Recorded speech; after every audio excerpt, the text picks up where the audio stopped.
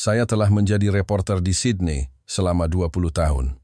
Dari kudeta dan krisis keuangan hingga pertemuan para pemimpin dunia, saya merasa telah mengalami segalanya. Namun, sebuah panggilan telepon pada suatu pagi menjadi salah satu momen langka dalam karier saya yang membuat darah saya berdesir dingin. Pagi itu adalah pagi yang sangat biasa. Pukul 08.15, saya, David Walker, duduk di sebuah kafe dekat Circular Quay dengan secangkir flat white yang baru saja dihidangkan. Di luar jendela, gedung opera Sydney tampak putih bersih dan tenang di bawah sinar matahari. Beberapa turis yang masih jarang mengambil foto. Semuanya tampak normal dan damai. Saya bahkan berencana untuk menulis sebuah artikel ringan tentang humaniora hari itu, sama sekali tidak menyadari bahwa takdir sedang berjalan diam-diam ke arah saya. Ponsel saya tiba-tiba bergetar. Sebuah nama muncul di layar yang membuat saya membeku. Brendan Walsh, Kepala Operasional Bandara Kingsford Smith Sydney. Seorang veteran 20 tahun. Dia hampir tidak pernah menelepon saya di siang hari, apalagi tanpa janji temu atau pesan singkat sebelumnya.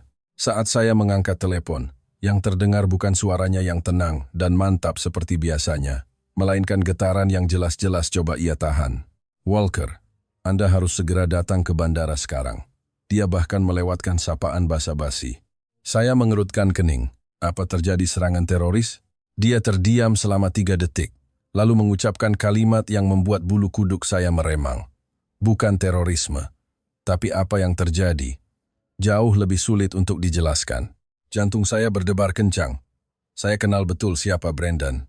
Selama bertahun-tahun meliput berita bandara, saya pernah melihat pendaratan darurat, mesin pesawat terbakar, dan kerusuhan akibat penundaan massal.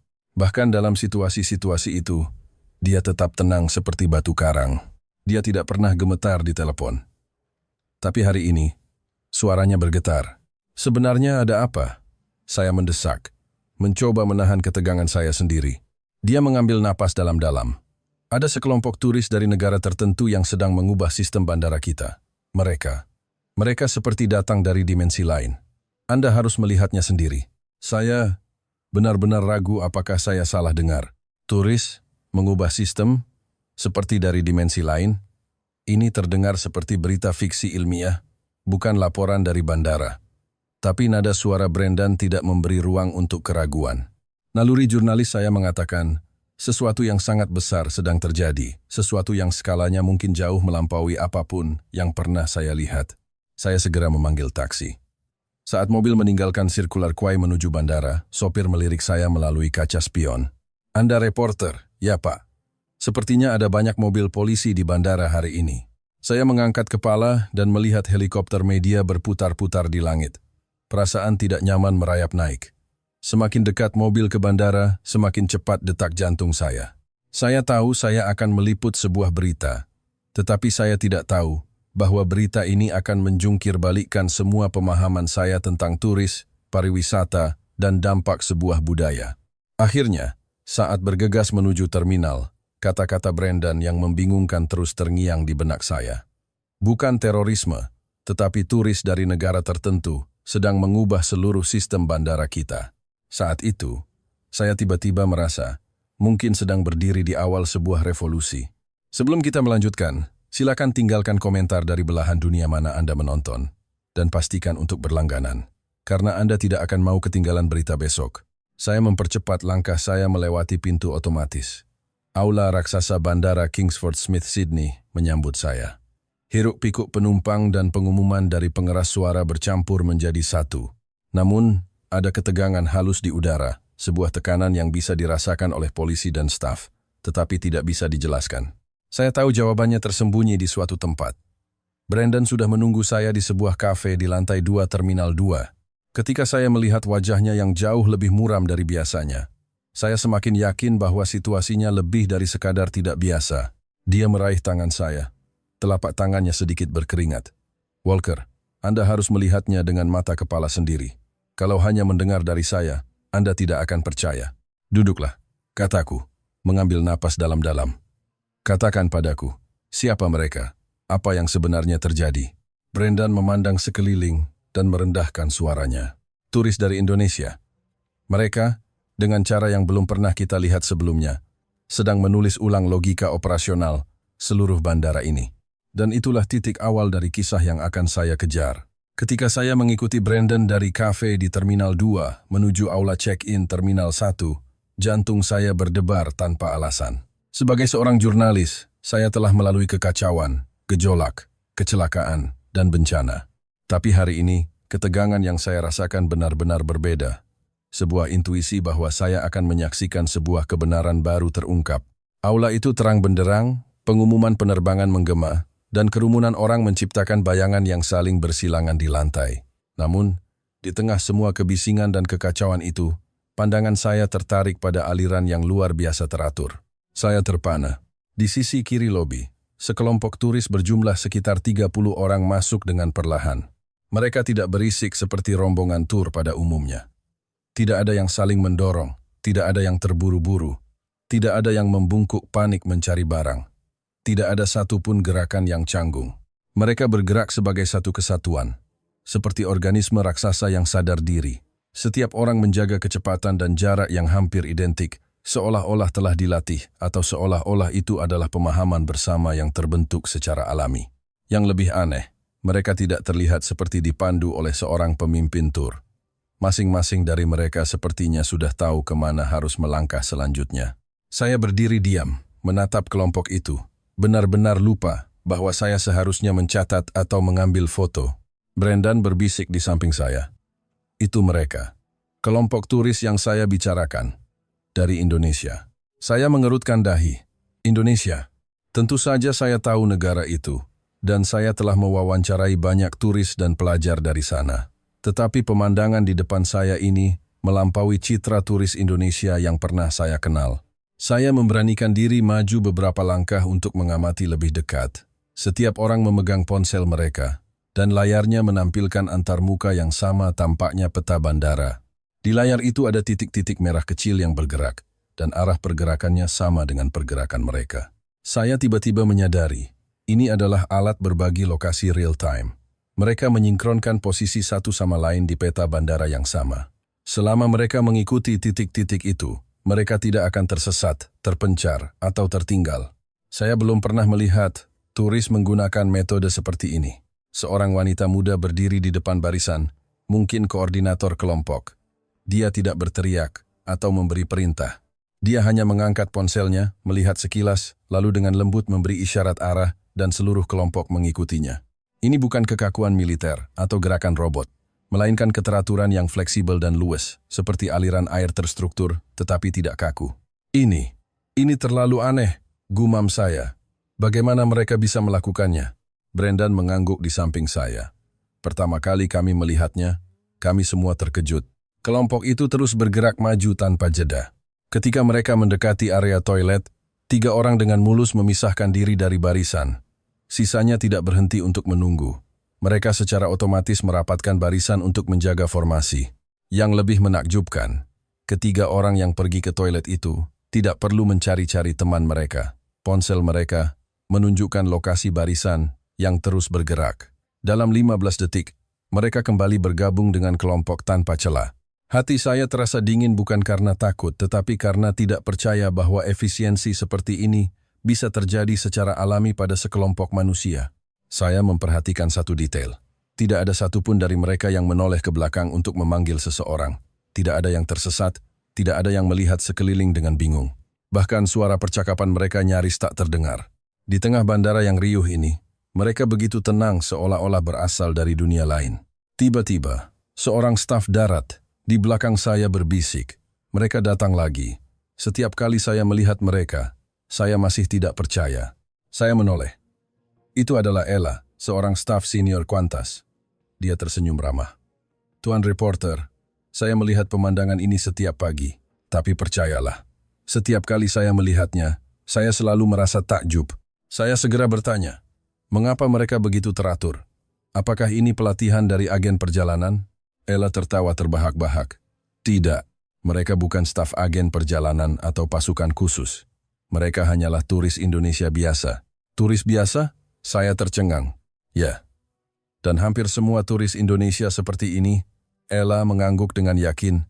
Saya mencoba memecah fenomena yang saya lihat. Semua orang datang lebih awal. Ponsel disinkronkan untuk berbagi lokasi. Antrean, pergantian posisi, dan pergerakan maju terjadi secara otomatis. Tidak ada polusi suara, tidak ada keluhan, tidak ada penundaan. Ukuran dan berat koper. Setiap orang hampir seragam. Ekspresi setiap orang sangat tenang. Saya tidak bisa membayangkan ini adalah sesuatu yang bisa dilakukan oleh sekelompok turis biasa. Kenapa mereka bisa seperti itu? Saya bertanya pada Ella. Dia mengangkat bahu. Kami juga tidak tahu, tapi kami segera menyadari bahwa siapapun orang Indonesia tua, muda, backpacker, atau rombongan, semuanya memiliki karakteristik ini. Ini bukan kebetulan. Ini adalah sebuah budaya. Hati saya bergetar. Sebuah budaya. Kata itu tiba-tiba membuat seluruh gambaran menjadi jauh lebih besar. Dari sudut pandang jurnalisme, saya mencoba menjelaskannya pada diri sendiri. Jika suatu perilaku hanya muncul pada beberapa individu, itu disebut kebiasaan. Tetapi jika perilaku itu secara konsisten melintasi usia, kelompok, dan profesi, maka itu adalah budaya. Saya melihat lagi kelompok itu. Aliran mereka seakurat program komputer. Kekompakan mereka seperti peradaban yang terakumulasi dalam waktu lama. Efisiensi mereka terasa alami, bukan hasil latihan yang dipaksakan. Pengumuman dari pengeras suara bandara tiba-tiba berbunyi. Kelompok itu dengan lembut mengubah arah. Hampir secara bersamaan, setiap orang mengangkat mata untuk melihat layar ponsel mereka, lalu melangkah maju serempak. Saya tidak bisa menggambarkan perasaan aneh saat melihat cara kerja sebuah kota masa depan. Tanpa sadar, saya mengucapkan kalimat pertama yang ada di benak saya. Brendan, Anda benar. Mereka tidak seperti turis. Mereka benar-benar seperti datang dari dimensi lain. Brendan tersenyum pahit. Sekarang Anda mengerti mengapa suara saya gemetar di telepon, bukan? Saya akhirnya mengerti mengapa dia begitu tegang. Kemunculan turis Indonesia bukan hanya tentang perilaku yang berbeda. Kehadiran mereka seolah-olah mengganti sistem bandara dengan yang baru, sistem yang belum pernah kami lihat sebelumnya, tetapi secara instan menjadi jauh lebih lancar. Saat saya berdiri di aula yang terang itu, menyaksikan sekelompok turis dari Indonesia menyeberangi seluruh ruangan dengan tenang dan teratur, untuk pertama kalinya saya menyadari bahwa ini mungkin adalah sebuah revolusi peradaban yang sedang berlangsung, dan saya menyaksikannya dengan mata kepala sendiri. Saya mengikuti Ella ke counter check-in. Wajahnya menunjukkan senyum yang berada di antara kebanggaan dan rasa syukur. Seolah-olah akhirnya ada seseorang yang mau mendengarkan cerita yang telah lama ia pendam. Aula itu masih ramai, tetapi di tengah hiruk-pikuk itu, dia hanya menunjukkan pemandangan di sisi lain. Itu adalah sekelompok turis Indonesia lainnya yang mengantre dengan tenang dan tertib. Apa yang Anda lihat sekarang adalah alasan mengapa kami semua di sini menyukai penerbangan tujuan Indonesia, kata Ella. Nadanya seolah menceritakan sebuah peristiwa kecil yang mengubah hidupnya. Dia membawa saya ke sudut di mana saya bisa melihat seluruh area counter dengan jelas. Turis lain sebagian besar mengelilingi koper mereka, sibuk dan panik. Ada yang membuka koper untuk menata ulang isinya, ada yang mencari paspor di menit-menit terakhir, ada yang menelepon keluarga menanyakan di mana suatu barang diletakkan, dan ada yang terus-menerus bertanya karena tidak terbiasa dengan prosedurnya. Berbagai macam emosi dan suara bising bercampur menjadi satu. Tetapi antrean tempat turis Indonesia berada seolah-olah dunia yang sama sekali berbeda. Setiap orang sudah memegang paspor mereka. Paspor, visa, dan dokumen boarding pass sudah disiapkan. Beberapa bahkan dimasukkan ke dalam map transparan untuk memudahkan pengambilan dan penyimpanan. Koper mereka terlihat rapi, ukurannya seragam, dan beratnya tampaknya berada dalam batas yang ditentukan. Hampir tidak ada yang perlu membuka koper mereka untuk menata ulang. Ella dengan lembut menepuk dadanya. Anda tahu, setiap kali saya melihat turis Indonesia sedang mengantre, seluruh tubuh saya terasa rileks. Karena saya tahu setidaknya selama 20 menit ke depan, saya tidak akan menghadapi perdebatan, tidak akan dimarahi, tidak akan disalahpahami, dan tidak akan ada yang menggebrak meja. Saya sedikit tercengang. Sebagai reporter, saya telah melihat banyak turis kehilangan kesabaran di bandara, tetapi nada suaranya terdengar seperti seseorang yang telah ditenangkan. Biar saya beritahu bagian yang paling istimewa, katanya sambil merendahkan suaranya. Turis Indonesia tidak pernah terlambat. Tidak pernah? Ya, hampir tidak ada pengecualian. Ella mengangguk. Turis dari negara lain sering datang mepet 1 jam, 50 menit, Bahkan ada yang datang 35 menit sebelum keberangkatan dan berharap masih bisa check-in. Tapi turis Indonesia berbeda. Mereka sering datang 3 jam sebelumnya, dan 2 jam sebelumnya sudah pasti ada di sini. Waktu mereka seakurat alarm yang disetel. Saya melihat antrean itu. Mereka tidak tampak terburu-buru, melainkan seperti mematuhi kesepakatan kolektif. Tidak tergesa-gesa, tidak panik, tidak berantakan, dan tidak menunda-nunda. Ella melanjutkan, saya sebenarnya pernah bertanya sekali. Ada sepasang suami istri dari Indonesia, saya bertanya mengapa mereka datang begitu awal. Mereka tersenyum dan berkata, takut merepotkan orang lain. Datang lebih awal agar prosesnya lancar untuk semua. Kalimat itu, takut merepotkan orang lain, menusuk hati saya seperti jarum. Dalam pengalaman liputan saya selama bertahun-tahun, saya jarang mendengar jawaban seperti itu. Dia menunjuk seorang pria yang sedang mengeluarkan paspornya dari map. Lihat gerakannya, semua dokumen diurutkan. Paspor, visa, lalu konfirmasi boarding. Semuanya dalam satu map. Saya beritahu Anda, tingkat persiapan seperti ini bahkan lebih lancar daripada demonstrasi yang kami berikan kepada staf baru. Pria itu bergerak dengan lancar, tanpa kesombongan atau niat pamer. Dia hanya tampak terbiasa melakukannya. Koper mereka juga hampir tidak pernah kelebihan berat. Ella tersenyum pahit, campuran antara putus asa dan kagum. Setiap kali kami melihat turis menyeret koper yang penuh sesak, kami hanya bisa berdoa agar tidak kelebihan berat. Tapi turis Indonesia hampir selalu berada di antara 22 hingga 23 kilogram. Mereka menimbangnya di rumah dengan presisi. Dia berhenti sejenak, lalu menambahkan, suatu kali, untuk menguji sistem kami secara khusus mencatat rasio bagasi berlebih selama seminggu. Mau tebak? Turis dari negara lain memiliki tingkat kelebihan berat sekitar 27% hingga 34%. Tapi turis Indonesia, kurang dari 2%. Kurang dari 2%? Ya. Anda tahu apa artinya itu bagi kami di darat. Prosesnya jauh lebih cepat, lebih lancar, dan tidak ada perdebatan yang canggung. Sebagai seorang reporter, saya langsung memikirkan nilai data ini. Apakah Anda memasukkan ini ke dalam laporan internal? Tentu saja. Ella mengangguk. Dampaknya terhadap efisiensi operasional secara keseluruhan sangat besar. Waktu pemrosesan rata-rata di counter check-in untuk turis biasa sekitar 3 hingga 5 menit. Bahkan bisa sampai 8 menit untuk kasus yang rumit. Tapi untuk turis Indonesia, 1 orang selesai dalam 1 menit. Dia tertawa kecil. Kami bahkan punya lelucon internal. Jika hari ini semua penumpang adalah turis Indonesia, kami bisa pulang lebih awal. Saya ikut tertawa, tetapi tawa saya bercampur dengan rasa takjub. Saya selalu berpikir bahwa turis yang beradab hanya berarti sopan dan tertib. Saya tidak pernah membayangkan bahwa mereka juga bisa memengaruhi efisiensi sistem bandara. Tiba-tiba, Ella teringat sesuatu dan merendahkan suaranya. Ada satu hal lagi yang pasti akan membuat Anda tidak percaya. Lihat pemuda di antrean itu. Mereka hampir tidak pernah bertanya saat mengantre. Kenapa? Karena mereka sudah membaca semua informasi di aplikasi bandara sebelumnya. Bahkan, suatu kali, seorang turis Indonesia memberitahu saya bahwa gerbang keberangkatan akan pindah ke nomor 24. Saya tertegun sejenak. Beberapa saat kemudian, sistem kami baru menampilkan notifikasi perubahan itu. Mata saya membelalak. Dia tahu lebih dulu dari kalian. Ella tersenyum, lagi-lagi dengan ekspresi pasrah sekaligus kagum. Ya, mereka akan merefresh aplikasi bandara, aplikasi maskapai, dan boarding pass elektronik secara real-time. Terkadang, kecepatan mereka mendapatkan informasi lebih cepat daripada sistem back-end kami. Mendengar ini, saya merasakan firasat aneh bukan firasat buruk, melainkan prediksi tentang masa depan. Cara dunia bepergian mungkin sedang berubah secara diam-diam, dan turis Indonesia sedang memainkan peran sebagai teladan yang tak terlihat. Momen yang paling menyentuh bagi saya, lanjut Ella, adalah ketika sistem kami mengalami gangguan dan check-in tertunda selama 2 jam. Seluruh aula dipenuhi keluhan, teriakan, bahkan ada yang membanting koper. Tapi, turis Indonesia. Mereka duduk dengan tenang, menunggu dengan sabar. Beberapa dari mereka bahkan berkata kepada kami, "Tidak apa-apa, kalian pasti lelah sekali."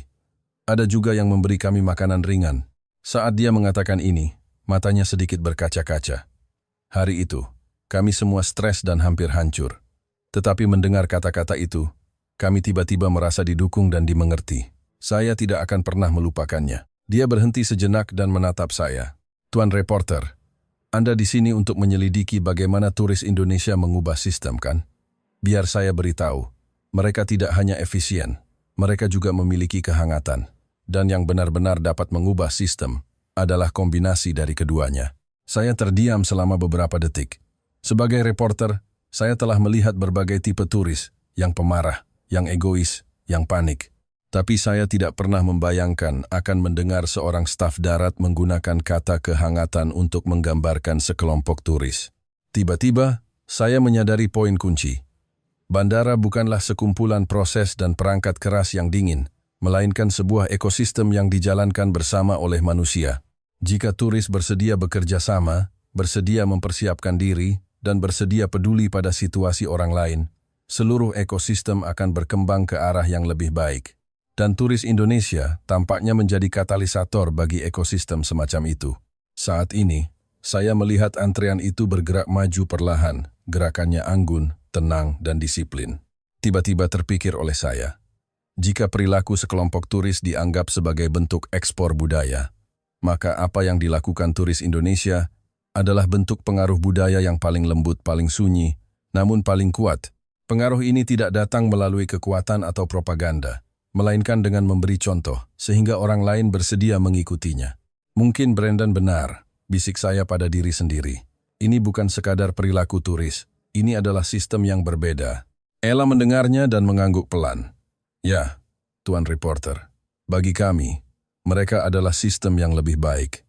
Dan saya tahu, ini barulah permulaan cerita.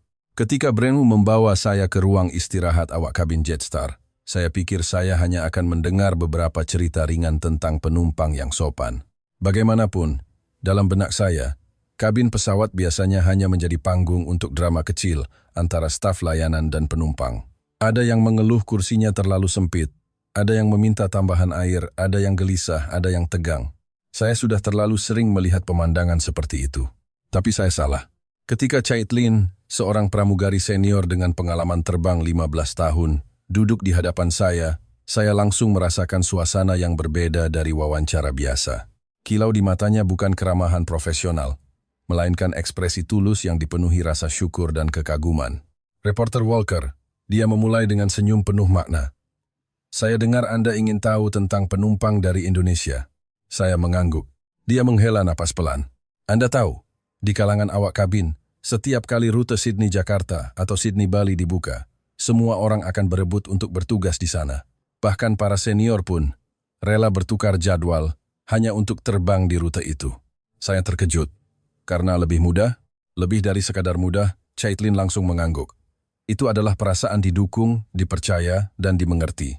Saat dia mengucapkan kalimat itu, saya tiba-tiba merasa bahwa kabin pesawat bukan lagi sekadar tempat layanan, melainkan sebuah ekosistem hubungan. Siapa yang menghormati siapa, siapa yang membebani siapa, dan siapa yang membuat siapa menjadi lebih baik semuanya akan diperbesar di ruang sempit ini. Caitlin sedikit mencondongkan tubuhnya ke depan. Biar saya ceritakan perbedaannya, yang dimulai sejak saat mereka naik ke pesawat. Penumpang dari negara lain seringkali begitu naik langsung bertanya, toilet di mana? Bagasi saya taruh di mana? Apakah saya duduk di kursi yang salah? Apa kata sandi Wi-Fi? Bisakah saya pindah kursi? Tapi penumpang Indonesia berbeda? Ya, mereka tidak menanyakan hal-hal itu, karena mereka sudah mencari tahu semuanya sebelumnya, katanya. Dia menggerakkan tangannya di udara. Mereka akan berjalan dengan tenang, sangat tenang ke kursi mereka. Dan hampir tanpa perlu diingatkan, mereka akan menata barang bawaan mereka dengan sangat rapi. Anda tahu bagaimana rasanya. Seperti seseorang telah menyelesaikan tugas yang paling merepotkan untuk Anda.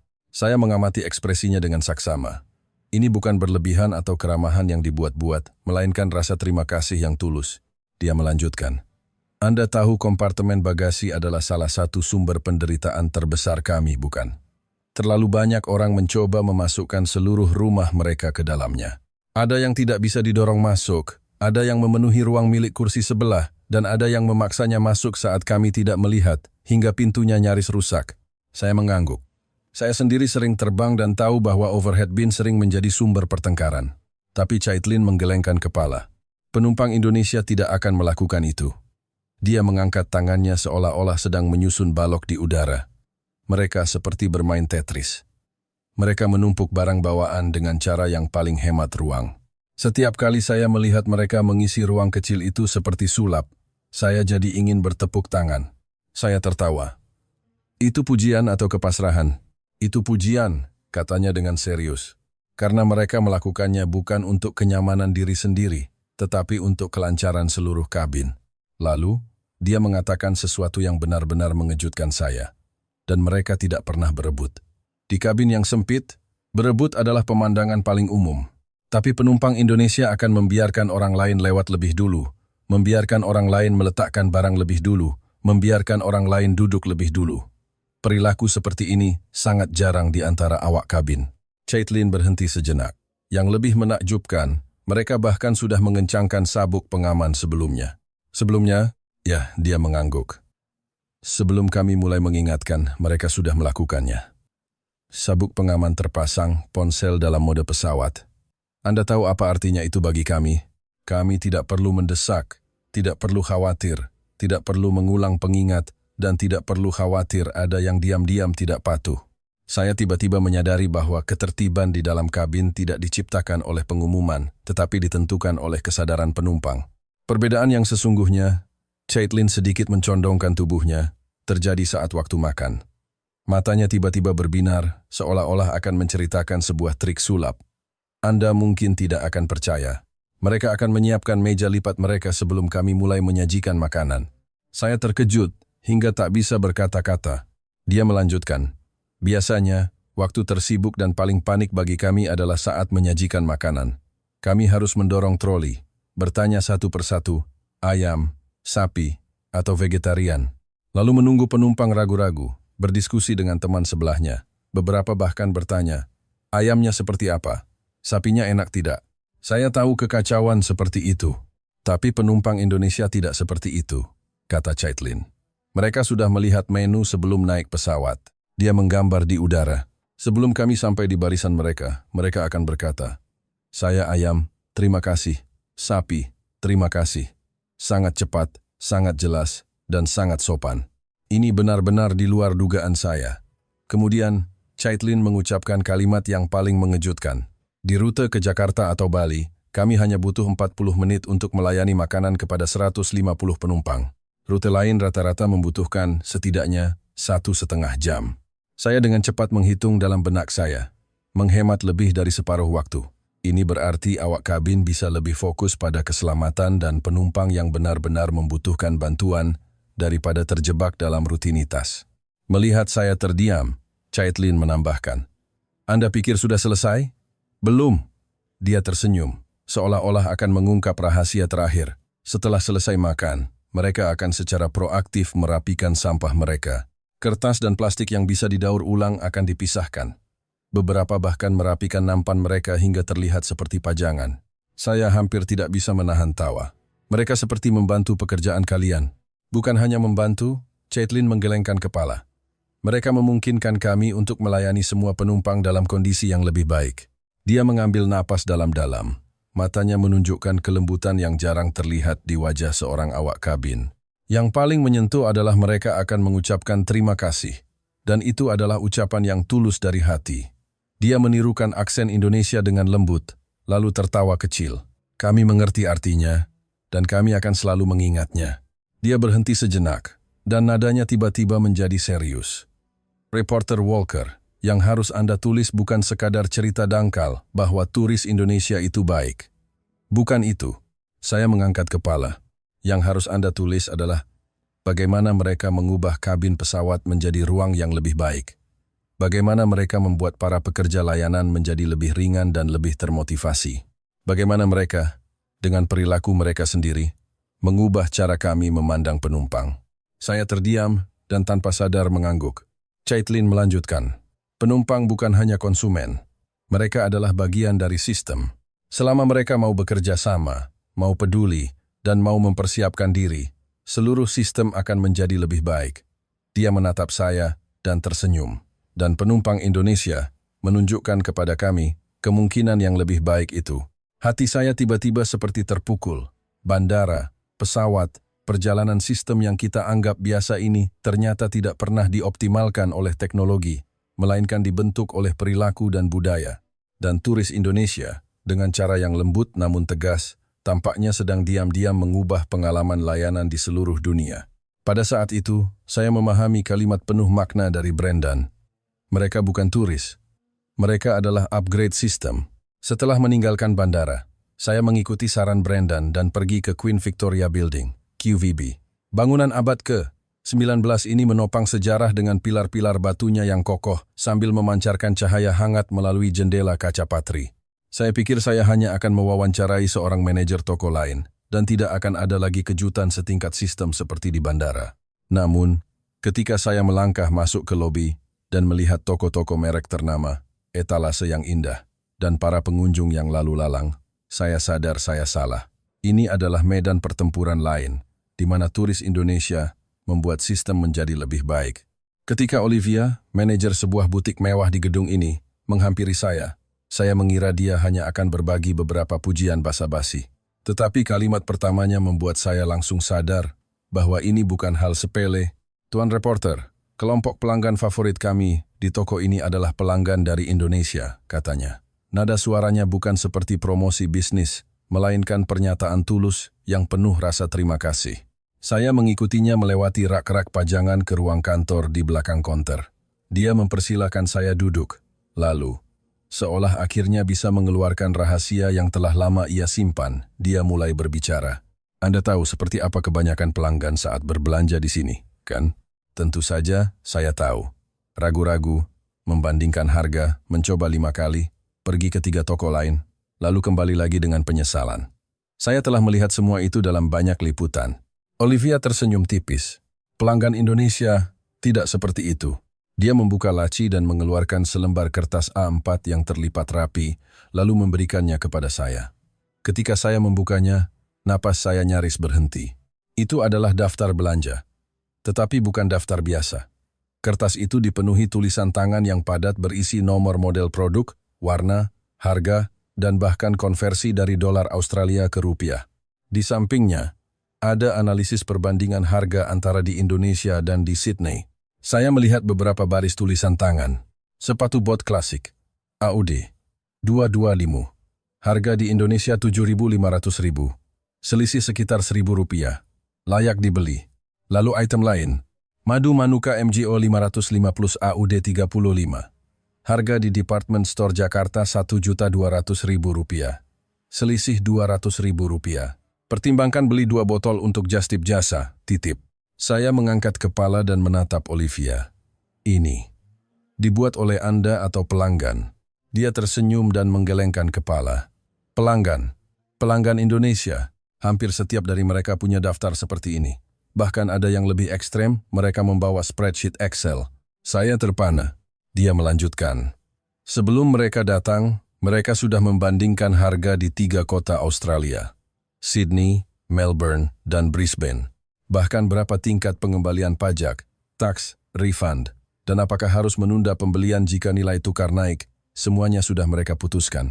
Saya tiba-tiba menyadari, ini bukan kebiasaan konsumen. Ini adalah rencana pertempuran yang telah disiapkan. Olivia membawa saya ke tengah toko dan menunjuk seorang wanita Indonesia yang sedang memilih tas kulit. Dia berdiri di depan rak, memindai semua model dengan matanya, lalu tanpa ragu berkata, "Saya mau yang ini. Warna hitam, kancing emas, ukuran medium. Tidak ada percobaan 5 kali, tidak ada keraguan 3 menit, tidak ada pertanyaan. Menurutmu ini bagus tidak?" Gerakannya begitu tegas, seolah-olah sedang menjalankan langkah-langkah yang telah diverifikasi. Olivia merendahkan suaranya. "Tuan reporter, saya beritahu Anda hal yang paling menakjubkan. Pelanggan Indonesia tahu lebih baik dari kami kapan stok baru akan datang." Mata saya membelalak. Bagaimana mungkin? Dia tersenyum, campuran antara pasrah dan kagum. Suatu kali, sebelum toko buka, seorang pelanggan Indonesia bertanya, apakah kiriman baru akan tiba hari ini, karena situs web resmi mengatakan barang sudah dikirim dari gudang. Ternyata, sistem internal kami baru menampilkannya 10 menit kemudian. Saya benar-benar terkejut. Ketajaman informasi dan tingkat persiapan seperti ini adalah sebuah kemampuan budaya, bukan sekadar kebiasaan pribadi. Dia melanjutkan, Mereka tahu apa yang mereka inginkan dan kapan waktu terbaik untuk membeli. Jadi hampir tidak ada pengembalian barang. Dia membuka laptopnya dan menunjukkan data statistik toko. Tingkat pengembalian dari turis beberapa negara berkisar antara 10% hingga 17%. Bahkan ada yang mencapai 20%. Tapi turis Indonesia kurang dari 1%. Kurang dari 1%. Saya mengulanginya dengan napas tertahan. Olivia menoleh ke arah saya. Anda tahu apa artinya itu? Manajemen inventaris lebih stabil, penjadwalan staf lebih mudah, dan hubungan dengan pelanggan lebih ringan. Dan karena pelanggan Indonesia sangat sopan dan tegas saat berbelanja, stres karyawan kami juga berkurang. Saya mengangguk sambil berpikir. Dia kemudian membawa saya ke area pajangan di dekat konter. Anda lihat area ini? Madu, suplemen kesehatan, produk wall. Ini adalah barang yang paling sering dibeli pelanggan Indonesia. Kami menempatkannya di dekat pintu masuk karena logika belanja mereka sangat jelas. Kami mengikuti alur mereka, dan hasilnya, semua pelanggan dari negara lain jadi lebih mudah menemukan apa yang mereka inginkan. Saya tidak bisa menahan senyum. Jadi, seluruh toko ini menjadi lebih efisien karena pelanggan Indonesia. Tepat sekali, Olivia mengangguk. Mereka seperti pemandu tak terlihat yang memberitahu kami cara mengoptimalkan alur. Tiba-tiba dia merendahkan suaranya. Anda tahu, apa yang lebih gila lagi? Masih ada yang lebih gila? Pikir saya. Pelanggan Indonesia melakukan live shopping, katanya. Saya tertegun. Siaran langsung. Di sini? Betul, Olivia mengangguk. Mereka akan berkeliling sambil melakukan siaran langsung, membiarkan penonton di Indonesia membantu mereka memutuskan warna atau ukuran apa yang harus dibeli. Suatu kali, puluhan orang di ruang siaran langsung berdiskusi tentang sebuah tas, edisi terbatas, bahkan membantu mengecek harga jualnya kembali di Indonesia. Akhirnya, pelanggan itu membuat keputusan di tempat. Saya tertawa terbahak-bahak. Itu seperti crowdsourcing keputusan secara real-time. Olivia ikut tertawa. Awalnya kami pikir itu akan mengganggu, tetapi kemudian kami sadar ini membuat lebih banyak pelanggan di Indonesia tahu tentang stok, harga, dan promosi di toko kami sebelum mereka datang ke Australia. Ini seperti promosi gratis. Dia berhenti sejenak. Nadanya tiba-tiba melembut. Tuan reporter, pelanggan Indonesia akan melakukan riset sebelumnya, akan mengucapkan terima kasih dengan sopan, akan menghargai penjelasan kami, dan akan menolak dengan halus jika tidak jadi membeli. Mereka tidak akan meremehkan, tidak akan sombong, dan tidak akan menyinggung. Tidakkah Anda merasa ini sudah melampaui perilaku konsumsi biasa? Saya terdiam. Dia benar. Cara berbelanja turis Indonesia adalah perilaku yang ramah sistem. Mereka mengoptimalkan waktu mereka sendiri, dan pada saat yang sama, mengoptimalkan alur kerja toko. Saya melihat dinamika belanja di toko itu dan tiba-tiba sebuah pertanyaan muncul di benak saya. Olivia, menurutmu, apakah turis Indonesia sedang mengubah lanskap retail di Sydney? Dia mengambil napas dalam-dalam dan mengangguk dengan serius. Mereka bukan mengubah. Mereka sedang memberi contoh. Memberi contoh cara berbelanja yang lebih beradab, lebih efisien, dan lebih menghargai para pekerja layanan. Kami semua belajar dari mereka. Saya terdiam selama beberapa detik, lalu menarik napas perlahan. Bandara diubah, toko diubah, sikap para pekerja layanan diubah. Sistem diubah. Semua ini bukan karena kekayaan atau volume, tetapi karena kekuatan budaya yang dibentuk oleh peradaban dan efisiensi. Saat saya meninggalkan QVB, sebuah kalimat muncul di benak saya. Turis Indonesia tidak datang untuk membeli barang. Mereka datang untuk meningkatkan sistem. Setelah meninggalkan Queen Victoria Building, saya pikir wawancara hari itu sudah cukup mengejutkan untuk dijadikan artikel utama. Tetapi ketika saya berjalan ke Darling Harbour, dan duduk di sebuah kafe tepi laut yang sejuk, saya baru benar-benar menyadari bahwa pengaruh orang Indonesia jauh melampaui bandara dan pusat perbelanjaan. Pengaruh itu merasuk ke dalam gaya hidup yang lebih sulit diamati, namun dampaknya sangat besar. Saya melihat beberapa wajah Asia duduk di meja kafe luar ruangan.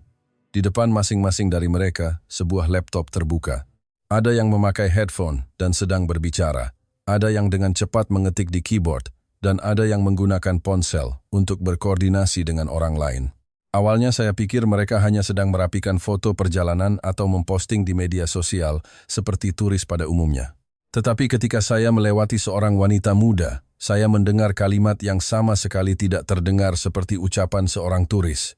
Jadi untuk strategi pemasaran kuartal 2, kita akan mengalihkan anggaran ke wilayah Asia Tenggara.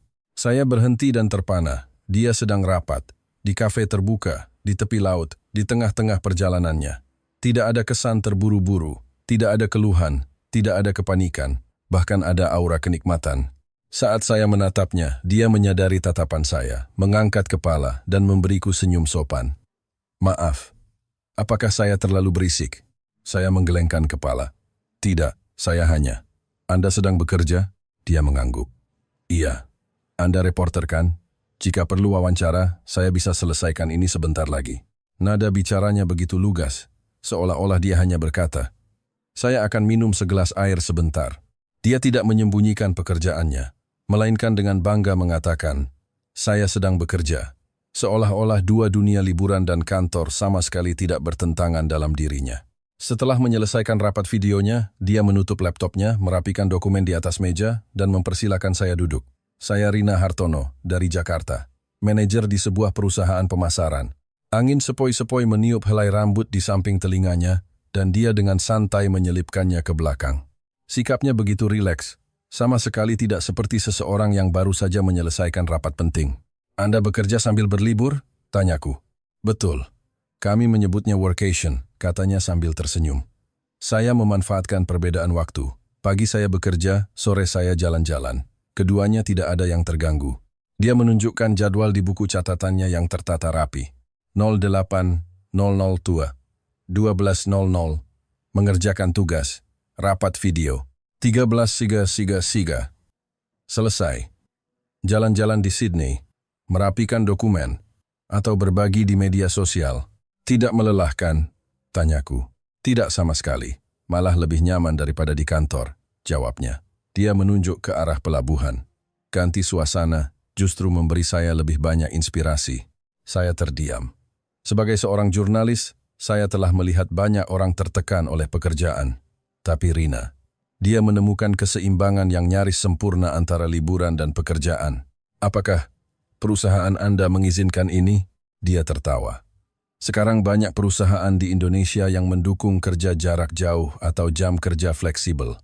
Saya tidak mangkir. Saya hanya memindahkan lokasi kerja saya ke Sydney. Dia mengatakannya dengan santai. Tetapi saya sadar, ini adalah tren besar yang berpotensi mengubah ekosistem industri pariwisata. Tidak jauh dari sana, seorang pemuda sedang mengetik kode di tabletnya. Dia sepertinya mendengar percakapan kami dan ikut bergabung. Saya Budi Santoso, seorang pengembang perangkat lunak. Profesi seperti kami lebih bebas.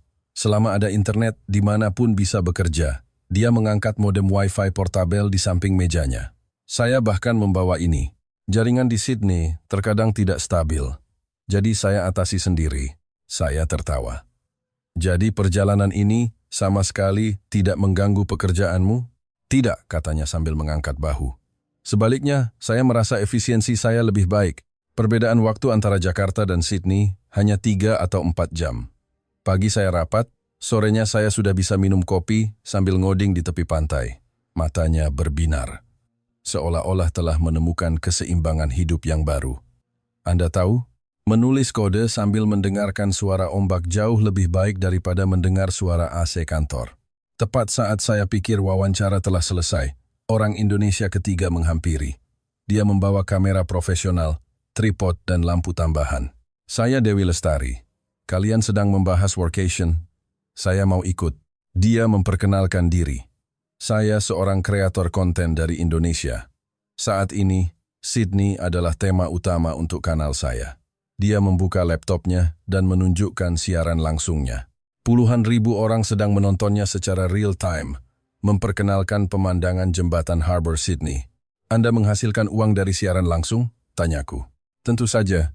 Saya merekam, mengedit, dan mengunggah semuanya di sini, katanya sambil memasukkan kartu memori ke laptopnya dan menyeret file ke perangkat lunak pengeditan. Saya bepergian sambil bekerja. Sama sekali tidak ada konflik. Dia tiba-tiba berhenti dan menatap saya. Sebenarnya, apa yang Anda lihat ini bukan pilihan individu kami. Ini adalah budaya baru di Indonesia. Budaya? Ya, dia mengangguk. Orang Indonesia sangat menghargai efisiensi dan kualitas. Kami tidak mau membuang waktu, tetapi juga tidak mau mengorbankan hidup. Jika pekerjaan dan perjalanan bisa digabungkan, mengapa tidak? Ekspresinya sangat serius. Kami tidak datang untuk lari dari pekerjaan. Kami datang untuk membuat hidup menjadi lebih baik. Kalimat itu menghantam dada saya seperti palu godam. Saya teringat kata-kata Brendan. Turis Indonesia tidak datang untuk membuat masalah. Mereka datang untuk memberikan contoh. Saya teringat Ella. Mereka membuat tekanan para pekerja layanan berkurang.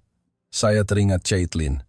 Mereka mengubah kabin menjadi ruang yang lebih baik. Saya teringat Olivia. Mereka membuat sistem retail lebih efisien. Dan sekarang, di Darling Harbour, saya melihat mereka mendefinisikan ulang arti perjalanan itu sendiri. Dulu, perjalanan adalah pelarian. Sekarang, perjalanan adalah peningkatan hidup, pekerjaan, dan ritme diri.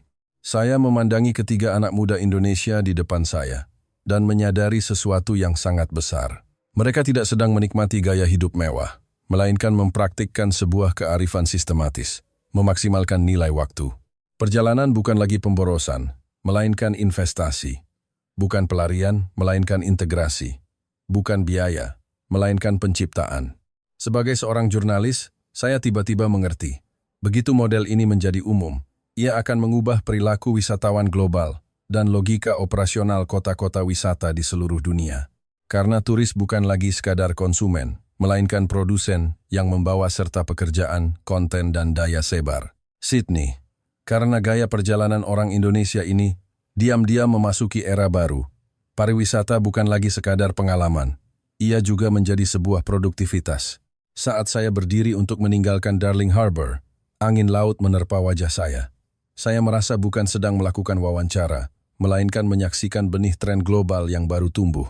Orang Indonesia tidak memberitahu dunia bagaimana seharusnya bepergian. Mereka hanya melakukannya lebih dulu.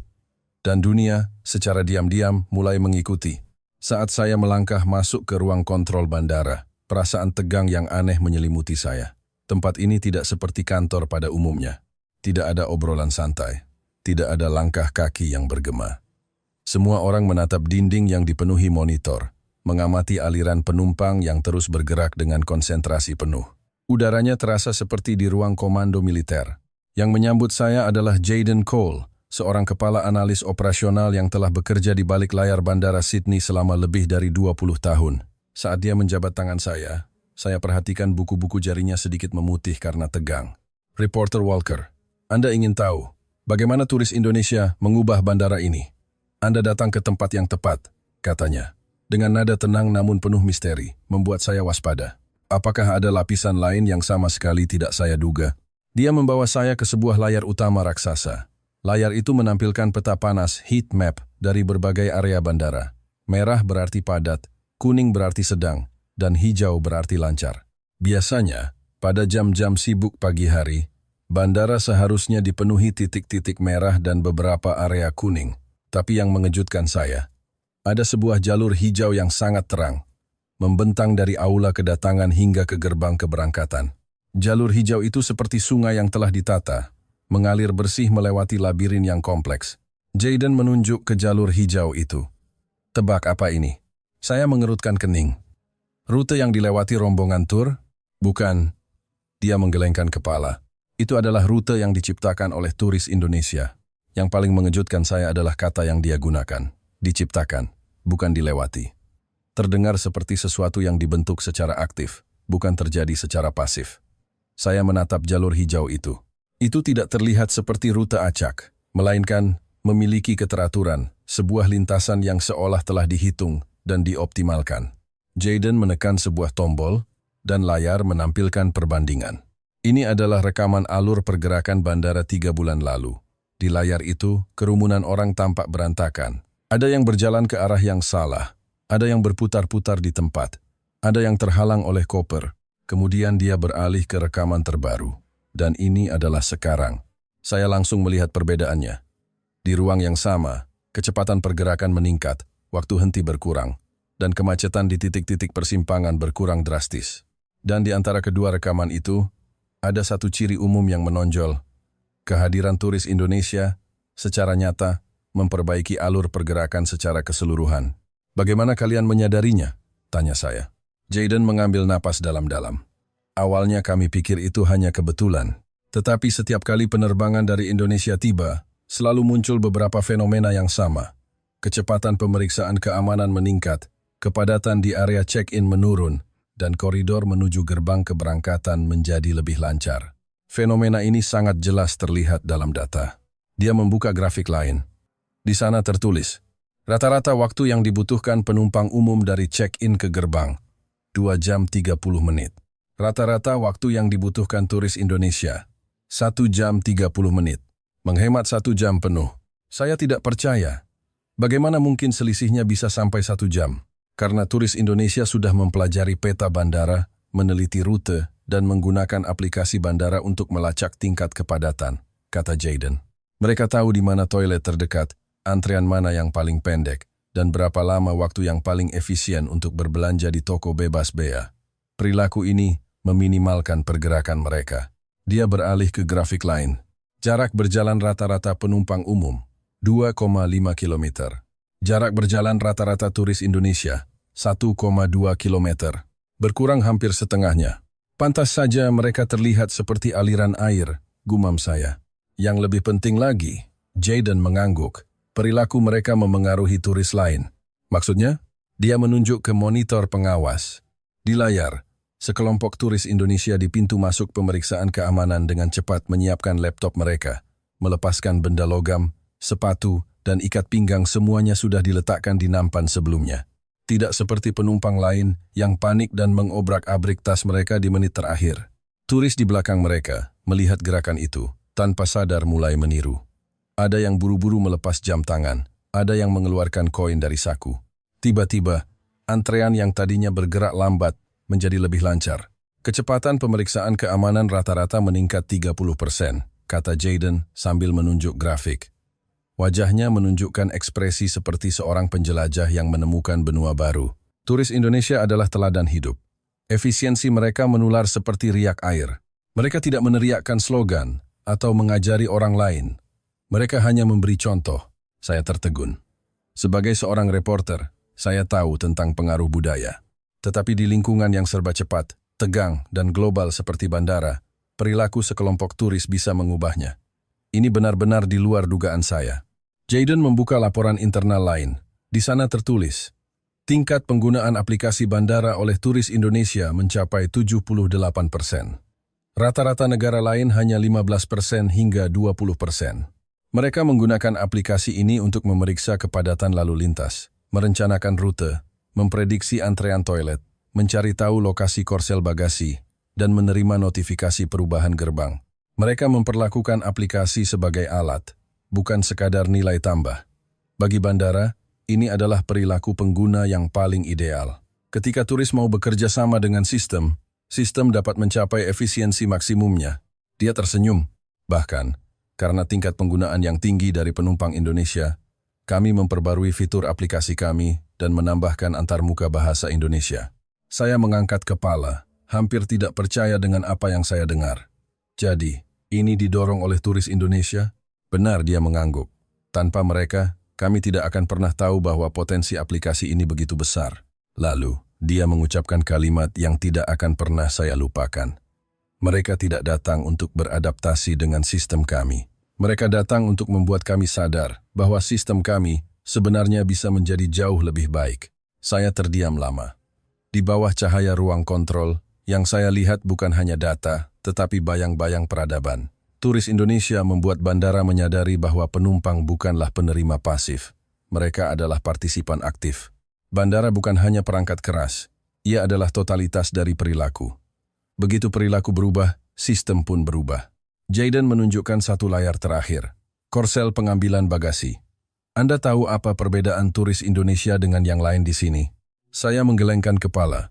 Mereka berdiri di posisi terbaik, katanya sambil tersenyum. Dia menjelaskan bahwa titik optimal di korsel bagasi bukanlah tepat di depan pintu keluar, melainkan sedikit mundur 3 meter, agar bisa melihat koper yang datang dan tidak menghalangi orang lain. Kami menemukan bahwa hampir semua turis Indonesia berdiri di posisi itu. Mereka jelas sudah menelitinya, atau itu sudah menjadi kebiasaan alami. Lalu dia menyampaikan poin utamanya. Akhirnya, kami meniru posisi mereka dan menempelkan marka di lantai. Sejak hari itu, kecepatan pengambilan bagasi untuk semua penumpang meningkat 20%. Saya benar-benar terpana. Staf darat belajar dari turis Indonesia. Toko belajar dari turis Indonesia. Pemeriksaan keamanan belajar dari turis Indonesia. Bahkan ruang kontrol pun belajar dari turis Indonesia. Ini adalah semacam umpan balik peradaban peningkatan sistem yang dibawa oleh para pelancong. Saat saya meninggalkan ruang kontrol, langkah saya terasa berat. Bukan karena lelah, tetapi karena kesadaran mendalam bahwa saya sedang menyaksikan kekuatan budaya yang menyebar secara global. Turis Indonesia tidak berkoar-koar, tidak pamer, dan tidak mengklaim diri mereka sebagai teladan. Mereka hanya mempersiapkan diri, menghormati prosedur, peduli pada orang lain, bertindak efisien, minim gangguan, dan sangat kooperatif. Dan kombinasi ini cukup untuk membuat sebuah bandara internasional memikirkan kembali logika operasionalnya. Pada saat itu, saya tiba-tiba mengerti. Perubahan sejati di dunia seringkali tidak dibawa oleh mereka yang meneriakkan slogan, tetapi oleh mereka yang diam-diam melakukan hal yang benar. Dan turis Indonesia adalah orang-orang seperti itu. Saat saya meninggalkan ruang kontrol, saya pikir saya telah menyaksikan lapisan yang paling mengejutkan.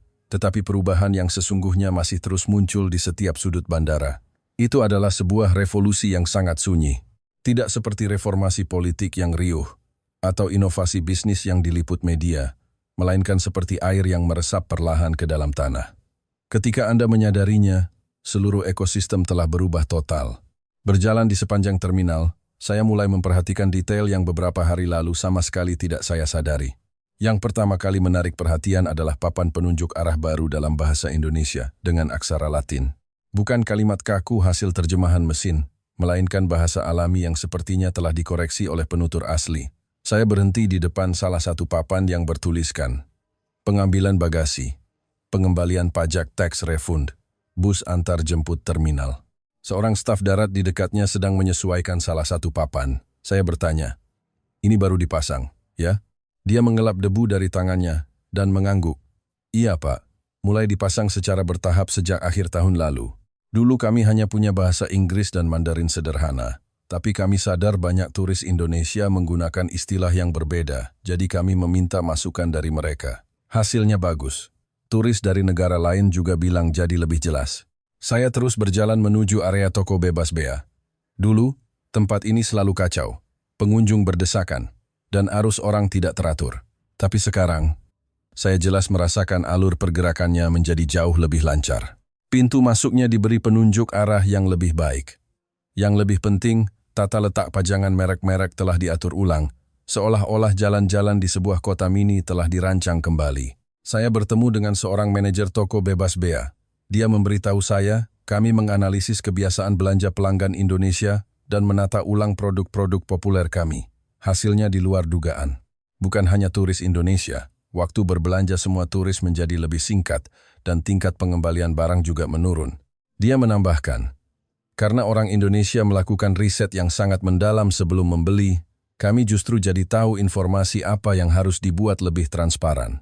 Jadi kami membuat papan informasi yang lebih ringkas tentang harga, stok, negara asal, dan prosedur pajak, lalu meletakkannya di tempat yang mudah terlihat. Ini sebenarnya membantu semua orang. Berlanjut ke area pemeriksaan keamanan, saya melihat antrean jauh lebih tenang dari biasanya. Dulu ini adalah tempat paling bising. Sekarang, pemandangan itu berkurang drastis. Yang paling menarik, saya melihat sebuah fenomena. Orang-orang dalam antrean diam-diam mengamati gerakan turis di depan mereka, terutama turis Indonesia. Ketika mereka melihat turis Indonesia menyiapkan barang-barang sebelumnya, orang-orang di belakangnya ikut meniru memasukkan koin ke saku jaket, mengeluarkan laptop lebih awal, menghabiskan, atau membuang botol air. Seolah-olah turis Indonesia telah menjadi sebuah contoh referensi yang diam-diam memandu ritme antrean. Seorang petugas keamanan memberitahu saya, dulu kami harus menjelaskan prosedur 3-5 kali untuk setiap turis. Tapi turis Indonesia umumnya tidak perlu dijelaskan sama sekali. Terkadang mereka bahkan membantu turis di belakang mereka. Anehnya, kami tidak mengubah banyak peraturan, tapi kecepatan lalu lintas secara keseluruhan meningkat 30%. Dia mengatakannya dengan nada bingung sekaligus kagum. Saya sadar, reformasi tidak hanya terjadi di tingkat peraturan, tetapi perilaku manusia telah dilatih ulang.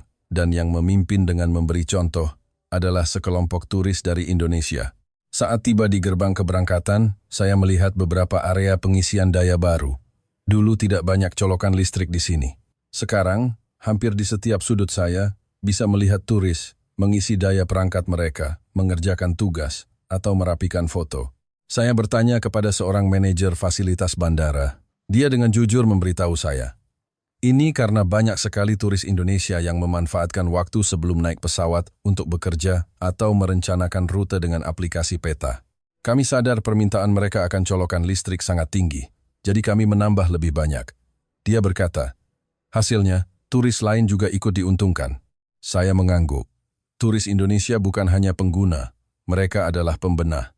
Bandara tidak lagi hanya menyediakan layanan kepada turis, sebaliknya, perilaku turis mendorong peningkatan layanan. Saya duduk di dekat jendela di area keberangkatan, memandangi pesawat-pesawat di landasan pacu. Pikiran saya terus memutar ulang pemandangan yang saya lihat beberapa hari terakhir. Staf darat berkata pekerjaan menjadi lebih ringan.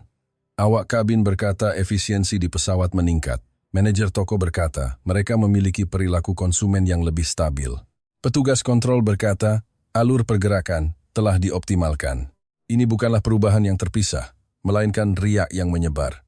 Saya sadar, turis Indonesia tidak meneriakkan slogan atau sengaja mendorong perubahan apapun. Mereka hanya membawa pemikiran sistematis yang sudah biasa mereka lakukan dalam kehidupan sehari-hari di Indonesia ke Sydney. Dan cara ini, seperti benih, tumbuh dan berakar, menyebar dari satu area ke area lain, hingga akhirnya menjadi kekuatan yang mengubah seluruh ekosistem bandara. Bandara adalah sistem yang kompleks. Setiap departemen saling bergantung. Peningkatan efisiensi di satu titik dapat memicu reaksi berantai. Turis Indonesia, tanpa sengaja, membawa efisiensi ke dalam sistem. Dan sistem, setelah menerima kekuatan optimisasi eksternal ini, mulai memperbaiki dirinya sendiri. Ini adalah reformasi organik tidak didorong oleh perintah, paksaan, atau anggaran, melainkan oleh perilaku dan budaya. Saya tiba-tiba menyadari sesuatu. Apa yang dipicu oleh turis Indonesia di Bandara Sydney bukanlah perbaikan di satu titik, melainkan pergeseran ekosistem secara keseluruhan. Ketika sebuah bandara menjadi lebih baik karena turis dari negara tertentu, maka di masa depan, bandara tersebut akan lebih menyambut turis semacam itu. Kemudian maskapai penerbangan akan menambah penerbangan. Agen perjalanan akan memperkuat promosi. Pusat perbelanjaan akan menambah layanan yang relevan. Karyawan akan belajar lebih banyak bahasa. Kota akan merasakan dampak konsumsi positif yang dibawa oleh turis Indonesia. Akhirnya, bahkan pengalaman pengguna aplikasi bandara pun berevolusi karena mereka. Ini bukan garis lurus, melainkan lingkaran riak yang terus meluas. Beberapa perubahan terlihat dengan mata telanjang, seperti papan penunjuk, colokan listrik, dan tata letak toko bebas bea. Beberapa perubahan tidak terlihat tetapi dampaknya sangat besar. Seperti model data di back-end, sistem prediksi alur, dan mekanisme distribusi, lalu lintas penumpang. Dan yang lebih penting adalah perubahan di tingkat budaya. Staf bandara mulai memahami bahwa turis bukan hanya objek yang dilayani, mereka juga bisa menjadi mitra dalam operasional sistem. Di tempat tersibuk Bandara Sydney, saya tiba-tiba merasakan sensasi yang kuat. Kita sedang menyaksikan bentuk baru dari hubungan internasional, bukan yang dibangun di atas diplomasi tingkat tinggi, perjanjian ekonomi, atau aliansi militer, melainkan di atas kepercayaan yang lahir dari perilaku sehari-hari, efisiensi, kesopanan, dan ketertiban. Orang Indonesia tidak meninggalkan keributan, konflik, atau kekacauan di Bandara Sydney. Yang mereka tinggalkan adalah tindakan yang efisien, penghormatan terhadap prosedur, kepedulian terhadap orang lain, pemahaman terhadap sistem, dan kontribusi terhadap ruang publik. Dan hal-hal tak kasat mata inilah yang justru paling berharga bagi sebuah kota. Ketika saya berdiri untuk meninggalkan gerbang keberangkatan, saya sadar dengan jelas. Budaya yang beradab secara alami akan memperbaiki sistem publik. Pelancong yang dewasa secara alami akan meningkatkan pengalaman sebuah kota. Dan perilaku turis Indonesia membuat Bandara Sydney untuk pertama kalinya melihat bahwa perilaku turis juga bisa menjadi mesin reformasi. Perubahan di bandara bukanlah akhir, melainkan awal. Apa yang akan terjadi selanjutnya adalah riak yang jauh lebih besar. Saat saya meninggalkan area gerbang keberangkatan, Saya tiba-tiba sadar bahwa selama beberapa hari ini saya terus menulis, mencatat, dan berlari, tetapi belum pernah benar-benar duduk tenang untuk mencerna semua pengalaman ini. Udara di Bandara Sydney adalah campuran aroma kopi, bau asin yang dibawa angin laut, dan suara roda koper yang bergesekan dengan lantai. Saya mencari sudut yang tenang di terminal, duduk, dan membiarkan emosi saya perlahan mengejar langkah kaki saya. Saya mengambil napas dalam-dalam. Satu persatu gambaran muncul kembali. Wajah Ella yang menunjukkan jadwal perjalanan turis Indonesia, matanya berbinar. Kebahagiaan Caitlin saat bercerita bagaimana penumpang Indonesia menyiapkan meja makan mereka sebelumnya. Ketakjuban Olivia saat menunjukkan daftar perbandingan harga. Semangat Jaden saat menjelaskan bagaimana turis Indonesia mengubah peta panas. Ekspresi mereka bukanlah senyum profesional yang sopan, melainkan kekaguman dan apresiasi yang tulus. Dan yang paling mengejutkan saya adalah, ketika mereka menceritakan semua ini, mereka semua menggunakan nada. Kami bertemu dengan jenis pelanggan yang berbeda. Mereka tidak sedang memuji Indonesia sebagai negara yang sangat ramah, melainkan menggambarkan bahwa apa yang dibawa oleh orang Indonesia adalah seperangkat cara beradab yang lebih maju, lebih sistematis, dan lebih dewasa. Saya sadar, ini bukan cerita perjalanan. Ini adalah cerita budaya. Ini bukan cerita efisiensi. Ini adalah cerita nilai. Ini bukan cerita tentang orang Indonesia di Sydney. Ini adalah cerita yang diberikan Indonesia kepada dunia. Saya selalu tahu bahwa budaya bisa mengalir, tetapi perubahan sunyi yang saya saksikan di Bandara Sydney membuat saya untuk pertama kalinya benar-benar memahami kekuatan budaya. Ternyata ia bisa bekerja seperti ini. Bukan dengan propaganda yang keras, bukan dengan iklan yang membentuk citra, melainkan melalui perilaku sehari-hari orang biasa yang meresap perlahan seperti air dan mengubah suatu tempat. Pengaruh budaya yang sejati bukanlah sesuatu yang dipaksakan kepada orang lain, melainkan sesuatu yang membuat orang lain secara alami ingin belajar. Ketika saya duduk di dekat jendela kaca bandara, memandangi pesawat yang lepas landas dan mendarat, sebuah pikiran tiba-tiba menghantam saya. Turis Indonesia tidak sedang bepergian. Mereka sedang mendemonstrasikan logika peradaban tingkat tinggi. Logika ini mencakup beberapa prinsip sederhana namun kuat. Memperlakukan waktu sebagai sumber daya. Memperlakukan orang lain sebagai mitra dalam ruang bersama. Memperlakukan aturan sebagai jaminan efisiensi. Memperlakukan persiapan sebagai bentuk penghormatan pada diri sendiri dan orang lain. Memperlakukan ketenangan sebagai bentuk istirahat. Memperlakukan ketertiban sebagai kebiasaan budaya. Memperlakukan perjalanan sebagai sebuah rekayasa sistem. Memperlakukan dunia sebagai komunitas bersama. Dan yang terpenting, mereka tidak pernah meneriakkan slogan. Mereka hanya melakukannya secara alami, konsisten, dan dapat ditiru. Sehingga orang lain, setelah melihatnya, akan terinspirasi untuk meniru dari lubuk hati mereka. Selama beberapa hari ini, saya terus mendengar kalimat yang sama dari semua orang yang saya temui. Dari staf darat, awak kabin, petugas keamanan, manajer toko, hingga analis di ruang kontrol. Mereka semua berkata, turis Indonesia membuat kami menjadi lebih baik. Saya belum pernah mendengar berbagai departemen, profesi, dan tingkatan di sebuah kota memberikan evaluasi yang begitu seragam terhadap satu kelompok turis. Dan keseragaman ini bukan karena turis Indonesia menghabiskan banyak uang, melainkan karena keindahan sistemis yang mereka bawa. Saat saya menulis kalimat itu di buku catatan saya, tangan saya sedikit gemetar. Turis Indonesia menunjukkan kepada Sydney sebuah ekspor peradaban yang sunyi. Peradaban seringkali disalahartikan sebagai bahasa, arsitektur, atau makanan. Tetapi di medan uji peradaban seperti bandara, yang benar-benar menunjukkan jati diri suatu bangsa adalah perilaku. Perilaku tidak berbohong. Perilaku tidak bisa dipalsukan. Perilaku adalah unit terkecil dari budaya. Dan jejak perilaku yang ditinggalkan oleh turis Indonesia di Bandara Sydney dapat diukur, dilacak, ditiru, dan diverifikasi.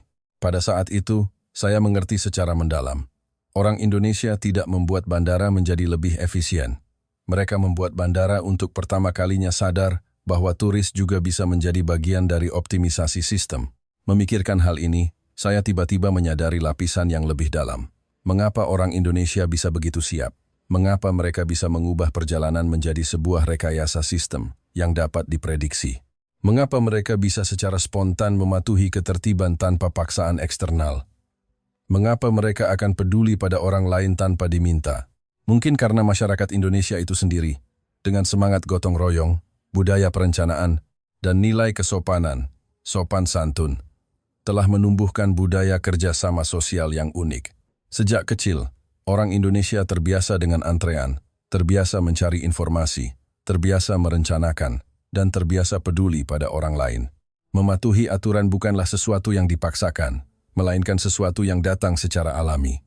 Karakteristik budaya yang tampak biasa ini, begitu dibawa ke kota lain, menciptakan efek kontras peradaban yang sangat besar.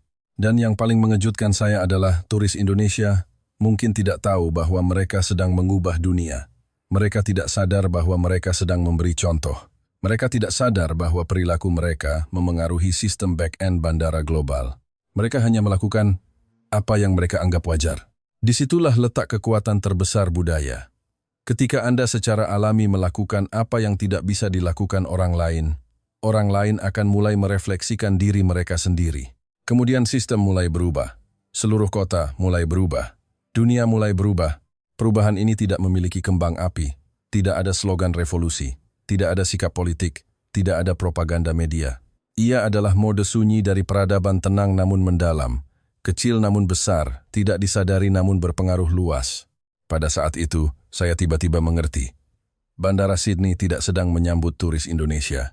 Ia sedang menyambut sebuah standar peradaban yang baru. Turis Indonesia tidak mewakili perilaku suatu negara, melainkan cerminan dari kedewasaan sebuah masyarakat, hasil dari evolusi budaya dan citra, seperti apa seharusnya pelancong masa depan. Ini adalah pertama kalinya dalam 20 tahun karier saya sebagai jurnalis, saya merasakan kata harapan begitu nyata. Melihat turis Indonesia, saya seolah melihat jarak yang lebih lembut antara manusia, ketertiban di mana aturan dan efisiensi berjalan beriringan, dan sistem di mana teknologi dan kemanusiaan hidup berdampingan. Turis Indonesia tidak mengubah Sydney. Mereka mengubah saya. Mereka membuat saya kembali percaya pada kemungkinan peradaban. Ketika saya berdiri, menyandang tas saya, dan bersiap meninggalkan bandara, sebuah pikiran muncul di benak saya. Dunia mungkin sedang mencari standar baru untuk pelancong global, dan orang Indonesia, secara diam-diam, telah menjadi standar itu. Saya melangkah keluar dari terminal. Sinar matahari jatuh di tubuh saya, hangat seperti sebuah panggilan. Saya tahu, pena di tangan saya, dan cerita yang saya tulis, tidak hanya akan memperkenalkan sebuah fenomena, tetapi juga akan mencatat kekuatan budaya kelas dunia yang sedang tumbuh. Dan kekuatan itu datang dari Indonesia.